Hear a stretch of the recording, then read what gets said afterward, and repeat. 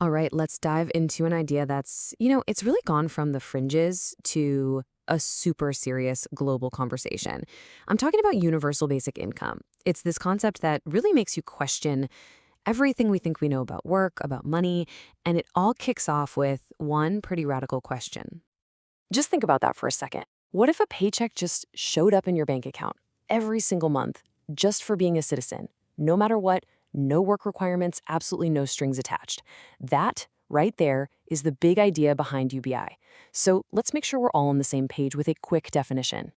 So, at its heart, UBI is pretty simple. It's a guaranteed, regular payment that goes out to residents. Now, the key word here, the one that changes everything, is universal. That means it's unconditional. This isn't welfare, not in the way we usually think about it. It's supposed to be this foundational economic floor, a safety net for everybody. Okay, so you might be thinking this sounds like some futuristic sci-fi idea, but it's actually been kicked around for centuries. Seriously. But there's a reason it's having such a major moment right now. And it has everything to do with these massive, kind of scary shifts happening in our economy. So there are really three big forces pushing this whole conversation forward. First up, you've got automation and AI. And we're not just talking about factory jobs anymore. This is starting to affect white-collar work too. Then there's globalization, which is constantly shuffling jobs around the world. And of course, the big one, that massive growing gap between the wealthy and, well, the rest of us. All this pressure has basically forced UBI out of the realm of just a thought experiment and into a real, serious policy debate. And like any huge world-changing idea, the battle lines are drawn. UBI has people who absolutely love it and people who, well, really, really don't. The whole debate boils down to a fundamental split in how we see everything: the future of work, what our society should look like, and even what we believe about human nature itself. So, on one side, you have the supporters. They picture a future with way less poverty, people being healthier, and a boom in entrepreneurship because, hey, you've got a safety net to take risks. But on the other side, the critics see a total disaster. They're talking about mind-boggling costs, runaway inflation, and a whole society of people who just don't want to work anymore. And they always come back to that one big moral question. What if people just waste the money? So who's right? I mean, you've got these two completely different visions of the future, utopia versus dystopia, right? A healthier, more stable world versus total economic collapse and laziness.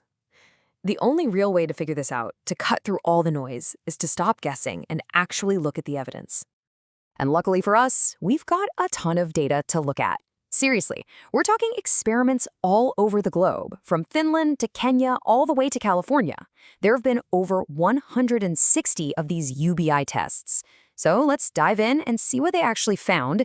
And we're going to start with one of the biggest fears out there. Let's be real, this is probably the number one thing you hear, right? That if you just give people free money, they'll blow it on booze and drugs. It's a really powerful argument because it hits you on a gut level. But the real question is it actually true? Well, the data is incredibly clear on this. The answer is no. A huge review of all the studies found basically zero evidence to back up this fear. In fact, one study even found that people spent a little less on things like tobacco. So, to put it bluntly, the evidence just doesn't support that idea. It doesn't seem to happen. All right, so that's one big fear dealt with. But what about the other one? The idea that everyone's just going to stop working. Well, a pilot program up in Canada found that 17% of people did leave their jobs. And look, at first glance, that number seems pretty bad, right? It sounds like it proves the critics right. But you really have to look a little closer. Because when you actually break down that 17%, the story completely changes. Almost half of them didn't just quit to sit on the couch. They went back to school, they were upskilling for better jobs. A big chunk of the others left to take care of their kids or sick relatives. So you start to see that leaving work isn't always a bad thing. In many of these cases, it was an investment in themselves, their families, and their community's future. And this isn't just a one-off thing. This pattern shows up again and again. You look at Stockton, California, the people who got the money were actually more likely to find full-time jobs. In Finland, employment didn't really change, but people's stress levels plummeted and their well-being shot way up. And in Kenya during the pandemic, it was literally a lifeline that kept people from going hungry. The theme is super consistent, a huge boost to health and stability. Okay, but there is a really important piece of context we have to talk about. If you look at the timeline, a lot of these big recent studies happen right in the middle of the COVID-19 pandemic. And I mean, that was a time of huge economic chaos. So, did the pandemic make the cash payments look even better than they would have normally? Or did it hide some of the effects? It's hard to say. It's just a good reminder that these short term tests, as useful as they are, don't give us the full picture. So, if we want to see the long-term effects, we need to look somewhere that hasn't just been doing this for a couple of years, but for over 40 years. And for that, we have to go to Alaska. Yeah, so back in the 70s, Alaska struck it big with oil. And instead of just letting it all go to the government or corporations, they did something pretty radical.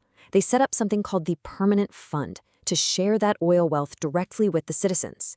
It invests the money and pays out a dividend every single year to every man, woman, and child living there. We're talking thousands of dollars for a family. It's basically the closest thing we have in the entire world to a real long-running UBI.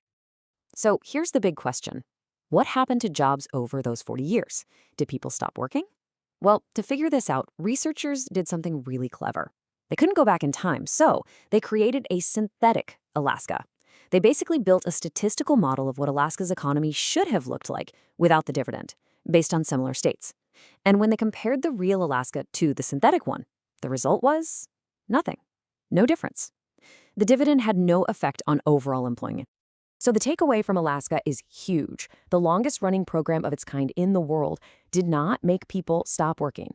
What it did do was lower poverty rates, and it's still wildly popular with everyone, Republicans and Democrats alike. So if the big economic fears don't seem to pan out in the real world, what's really holding this idea back? And this is where we get to the real heart of it. If the data from both the short-term tests and the 40-year Alaska experiment doesn't show the disasters that people were afraid of, well, that tells you something, doesn't it? It suggests the real fight here isn't about spreadsheets and economic models. It's about something much, much deeper. This one comment, pulled from a Reddit thread, just cuts right through all the noise. The cruelty is the point. It's a pretty powerful statement, and it suggests that for some people who are against UBI, it's not about the data. It's ideological. It's tied to these really deep-seated beliefs about work, about who deserves help, and maybe even about punishment. And this is a perfect example of what happens when that ideology clashes with reality. This is Ramsey's reign. He was getting $500 a month from a guaranteed income program in San Francisco. But then the program got tangled up in political attacks on diversity initiatives, and its federal funding was put on hold. His story just shows how these programs, even if they're working, can get caught in the crossfire of culture wars that have absolutely nothing to do with whether the program itself is a good idea. And that's really what it all boils down to. The biggest roadblocks for UBI might not be economic at all. They're not numbers on a spreadsheet. They're these core beliefs we have about work, about who is and isn't deserving of help. They're about politics and getting caught up in culture wars. Ultimately, it's about a fundamental disagreement over our values. So at the end of the day, this whole UBI debate is so much more than just data.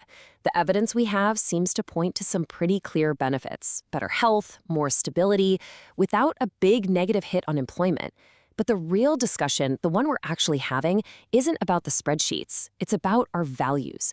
And that leaves us with a question that's way bigger than just UBI. It forces us to ask ourselves, what kind of society do you actually want?